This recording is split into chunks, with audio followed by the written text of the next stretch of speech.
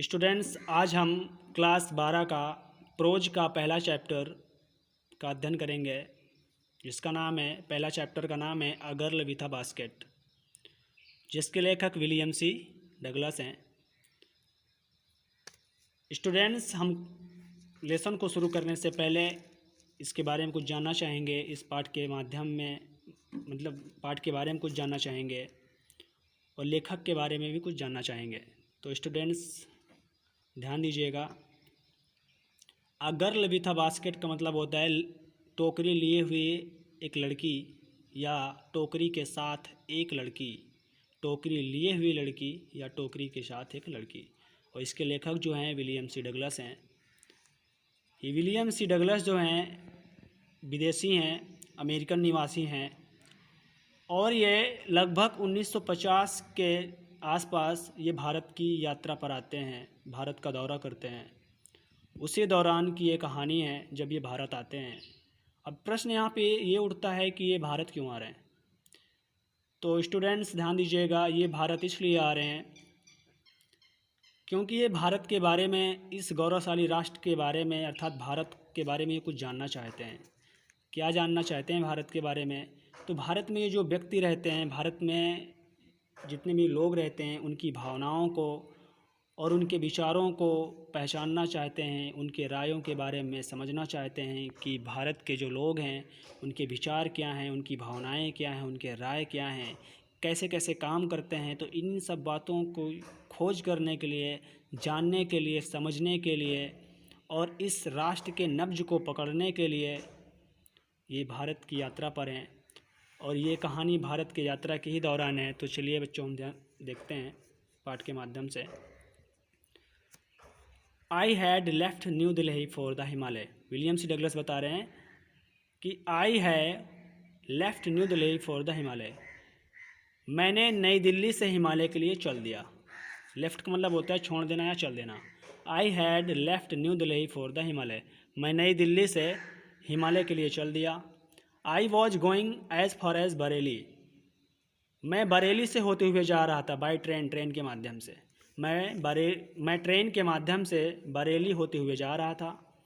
And then और तब, by car, car के द्वारा, टू रानीखेत, रानीखेत गया। तब मैं कार के माध्यम से रानीखेत गया। An old British army hill station. वहाँ पर अंग्रेजी सेनाओं का एक पहाड़ी स्टेशन था। वहाँ पर अंग्रेजी सेनाओं का एक पहाड़ी स्टेशन था।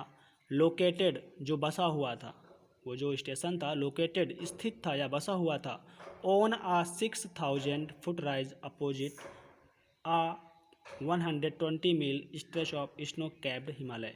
वो जो स्टेशन था 6000 फुट उस पर्वत के विपरीत था और हिमालय पर्वत के बर्फ से 120 मीटर तक फैला हुआ था। The train was slow. जो ट्रेन की गति थी वो धीमी थी। And it stop at all way station. And माने और, इट माने वह, अर्थात ट्रेन, स्टॉप माने रुक रही थी, एट ऑल वे स्टेशन, हर रास्ते पर आने वाले स्टेशन में। अर्थात रास्ते पर जितने भी स्टेशन मिलते थे वो प्रत्येक स्टेशन पर ट्रेन क्या होती थी, रुकती थी। एट एवरी स्टॉप, प्रत्येक स्टेशन पर, अर्थात प्रत्येक स्टॉप पर, लेखक बता रहे हैं कि प्रत्येक स्टेशन पर अर्थात प्रत्येक स्टॉप पर, आई माने मैं, स्विंग ओपन, जल्दी से खोल देता था, द डोर माने दरवाजे को, ऑफ माई कंपार्टमेंट, अपने डिब्बे के, मैं अपने डिब्बे के दरवाजे को तुरंत क्या कर देता था, खोल देता था। एंड वॉक द प्लेटफॉर्म, और प्लेटफॉर्म पर मैं टहलने लगता था। प्लेटफॉर्म पर क्या करने लगता था, टहलने लगता था। The platform were pack with people.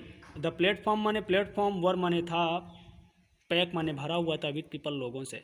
और जो प्लेटफॉर्म था वो लोगों से भरा हुआ था। कौन कौन लोग थे वहाँ पे? सिख थे, मुस्लिम थे, हिंदू थे, सोल्जर्स थे, सिपाही। सोल्जर का मतलब होता है सिपाही।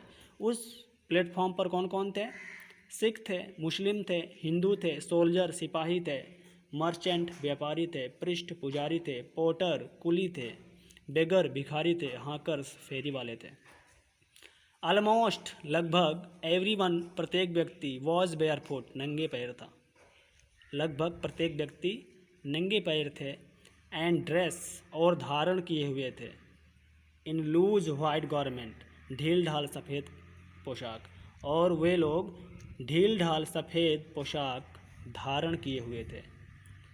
आई वुड आस्क मैं पूछा, आई माने मैंने, वुड आस्क माने पूछा, लेखक कह रहा है आई वुड आस्क मैंने पूछा, एट लीस्ट 3 पीपल 3 लोगों से, मैंने अंत में 3 लोगों से बात किया, before I could find one who spoke English, तब मुझे एक व्यक्ति मिल जाता था जो अच्छी इंग्लिश बोल पाता था। बच्चों ध्यान दीजिएगा, यहाँ पर विलियम सी डगलस का कहने का मतलब ये है, पहले बात तो विलियम सी डगलस अमेरिका के निवासी हैं, इनकी मूल भाषा ही इंग्लिश है, ये भारत की यात्रा पर हैं और भारत में इतना अंग्रेजी माध्यम प्रचलित नहीं है। तो ये जब यहाँ पे आए तो ये लोगों से पहले 3 लोगों से बात करते थे, जब ये 3 लोगों से बात करते थे तब 3 लोगों में से एक व्यक्ति ऐसा मिलता था जो इनसे इंग्लिश में बात कर पाता था। तो वही लिखा है आई वुड आस्क मैं पूछा, एट लीस्ट 3 पीपल 3 लोगों से, अर्थात मैंने 3 लोगों से बात किया, before I could find one who speak English, तब मुझे एक व्यक्ति मिला जो इंग्लिश में बात करता था। We would talk world affair, we माने हमने, टॉक बातें किया, वर्ल्ड अफेयर संसार के बारे में, हमने संसार के बारे में बातें किया या बातें करते थे। जब कोई भी हमसे मिलता था तो उनसे हम किस बारे में बात करते थे, संसार के बारे में। एंड एवरी मेजर टॉपिक, और भी अन्य टॉपिक के बारे में बात करते थे। The news of the day produce, आज के बढ़ते समाचारों के बारे में बात करते थे। इन दिस वे, इस प्रकार, आई मने मैं, वॉज मने था, ट्राइंग कोशिश कर रहा था, to get a feel of the pulse of the nation, इस प्रकार मैं राष्ट्र के नब्ज को प्राप्त करने की कोशिश कर रहा था। इस प्रकार मैं राष्ट्र के, पल्स का मतलब होता है नब्ज अर्थात नाड़ी को पकड़ने की कोशिश कर रहा था। चेकिंग अपोनियन, चेकिंग माने चेक करना चाहता था, अपोनियन माने राय को, against official attitude and report, और उन व्यक्ति के ऑफिशियल दृष्टिकोण और रिपोर्ट के माध्यम से उनके रायों को चेक करने की कोशिश कर रहा था। तो स्टूडेंट्स आज बस इतना ही रखते हैं और हम कोशिश करेंगे कि प्रत्येक वर्ड का अर्थ बताएं ताकि आपको कोई प्रॉब्लम ना हो, और आपको जो वर्ड कठिन लगे मैं प्रत्येक वर्ड का मतलब बताता हूं और आप उसको कॉपी में लिख लिया करें, नोट्स तैयार करें। So thank you very much, best of luck.